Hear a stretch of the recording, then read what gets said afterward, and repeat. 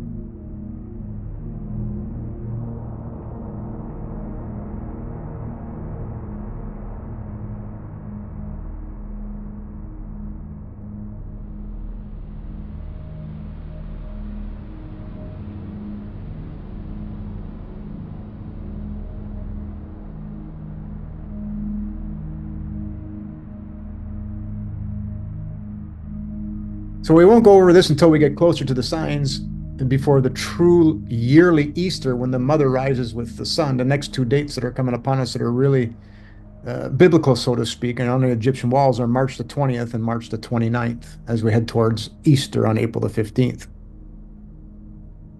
So alignment, we're asking you today to align your mind.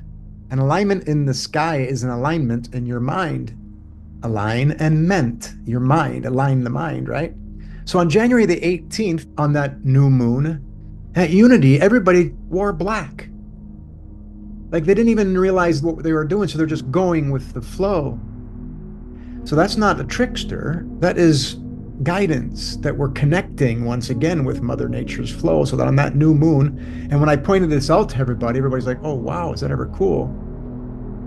Mariette, who speaks there, seems to be always choosing what day she speaks instead of Reverend David, or when we have guest speakers, when there's a beautiful alignment in the sky. So while she went into meditation, Juno was exactly overhead at that exact time. By the minute, she went into meditation and boom, Mary Magdalene was overhead. Ken spoke to us that day about the synchronicities in life, but we also touched on the trickster and people wanted to hear more about it. So we engaged in it, and I thought, okay, well, this is probably a really good time to talk about the trickster. So here's a synchronicity. So thanks, Danny Skylark, joins us on YouTube and leaves comments. Pointed this out about Neptune's fountain. It's one of the most famous landmarks in Gdansk, Poland, sitting right in the heart of the old town on Długi Targ, the city's historic long market. The bronze statue of Neptune rises from an ornate basin in front of the beautiful Artus court, creating one of the most photographed scenes in the entire city. Built in the early 1600s, the fountain has become a timeless meeting point for visitors and locals alike, especially in the evening when the square feels alive with music, light, and energy. It's a perfect place to pause, take in the architecture, and feel the character of Gdansk all in one view. Okay, so but the reason why she brought this up is because she wants to expose, is this put there for a reason or is it just a trick? That's what we want to jump into. Another synchronicity, while I'm working on this and pointing out where Arcturus court is and how Neptune points to this court, and look at this name because it's important. So exactly while I'm looking at this, a cardinal comes and tells me to look at Neptune is rising in the east. Again, the truth is always shown by Mother Nature. It's leading us towards the truth. So here's a short 40-second clip, okay? Please tell me what you see while you watch this 40-second clip.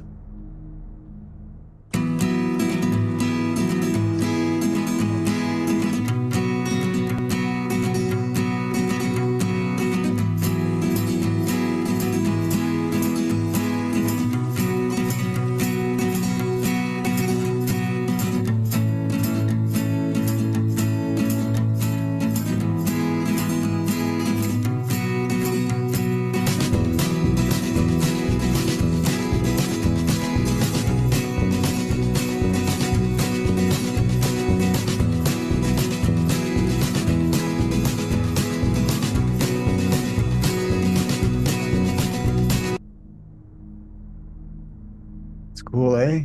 Anybody want to see what they saw? Anybody want to jump in? See anything interesting? See the Phoenix Rising symbol? There's a lot of things we can see in the statues all the way around. And then also they got the beautiful alignment. So there's something here as well, because they're always using these angles for some reason. The birds flew in at the exact same time as the Phoenix Rising is shown when he goes around. So the birds are in that Phoenix Rising position. So there's something really interesting about this, why they put this here. It's not random. So why is it built here? Someone randomly decided to create this metaphysical symbol there? I don't think so. Well, how about we look to the sky and the map of where it is? Is this a trick or is it truth? When you plot the exact location, it aligns with the Big Dipper, with Alcade. So this here is the middle of the 3 on the Big Dipper. Why did they place it there? Well, the Big Dipper shows to where Arcturus is, and this is Artus Court. So it's a symbol of where we need to look at, because these 3 are part of your trickster. The pineal, the hypothalamus, and the pituitary gland. So they put this there for a reason, for us to realize who we really are. So Ptolemy describes these 3 as the middle one of them, the 3rd, and it's the one in the extreme tip of the tail, and the 1st of the 3 that are on the tail, and it is Alioth. So every one of those have meaning. I won't go into reading this whole thing. I just want you to know that they are so connected to everything in perfection with Mother Nature, and that perfection we call God, from source love. So the Great Bear, so you can see those 3 mean to receive, to regulate, and transmit. It's the pineal, the hypothalamus, and the pituitary. This is how we're supposed to receive, okay, and transmit and balance, to know what's the trickster, because everything you do, you put that out. And of course, this image is on the Egyptian walls. If you follow the stars and follow the guidance, you'll know if you're being tricked or not, or if it's just a memory from your past. So this is a living mirror. The fountain is moving water. The moving water can trick your eyes. It can look calm on the surface while something stronger is happening. A controlled energy. Neptune is like the symbol of deep water energy. But notice the water is controlled and shaped. It's a reminder that we use this energy, aka love, and it must be divine, controlled by the user, making it gentle or make it scatter. It's a discernment spot. This place is like a marker point. It's basically asking you, what am I actually seeing and what am I missing? Because those 3 glands in your head are the transmitter and receiver. It's a 3-step flow. The fountain shows a simple pattern: receive, balance, and send back out. The water comes from a hidden source, gets controlled, and then shows up in a way everyone can see. This is you. Images, discernment. So images come in, discernment, images out. Relationship, guidance in, discernment, loving actions out. Old vibes come back. Water is a memory holder, as we know from Dr. Emoto. So hold this thought. You know this is to be wisdom, right? Memory holder. Water is memory. So you know this to be wisdom. This is our focus on the trickster. So Neptune's fountain is like a lesson you can see with your eyes. Neptune stands for the deeper energetic water, like our feelings and memories that we don't always notice right away. The water doesn't splash everywhere, crazy. It comes up from a hidden place, gets controlled, and then flows out in a calm pattern. That's like how we work inside too. We take things in, we think and balance, and then we send things out with our words and actions. So the trickster. Imagine you draw a silly monster, forget that you drew it, then find it later and think someone else has left it for you. The trickster is when you mistake your own drawings for new gifts. When someone says, I got a message from the universe, they might just be finding their own old drawing and forgetting that they made it. The wise friend's job is to remember, what did I draw this myself? Wait, did I draw this myself, or is it really new?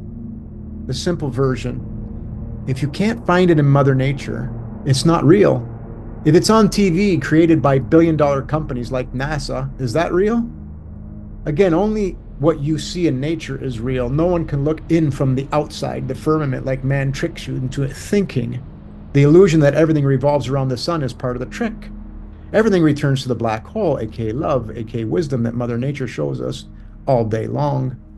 So for example, if you were to paint a three-headed unicorn monster on a rock, and you threw it in the waters, and you forgot that it was there, and all of a sudden in the next life, you see this in a dream, and you think, wow, what a magic message.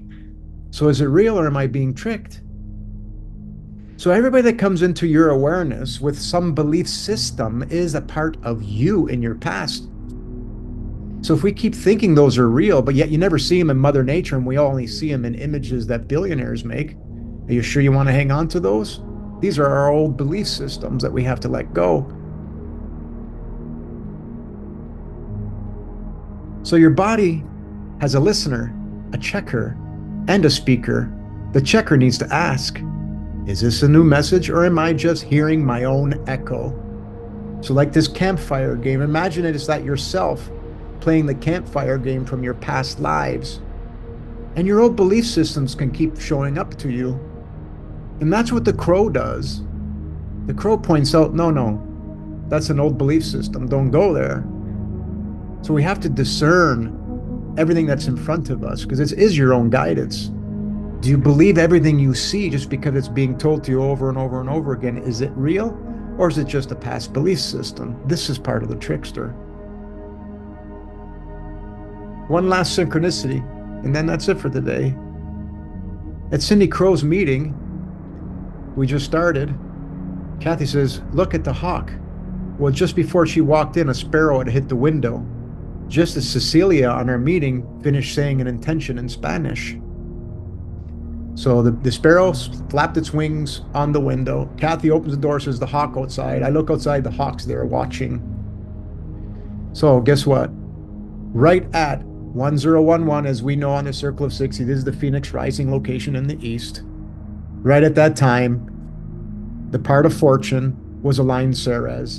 And this goes by the minute, not a trickster. The hawk represents Ceres, the harvester, because the hawk can harvest, can't he or she? It didn't in my vision, because I understand what the hawk is trying to show us. If we have old belief systems that it's okay to do things to the animals that we're doing and think that we have domain over them.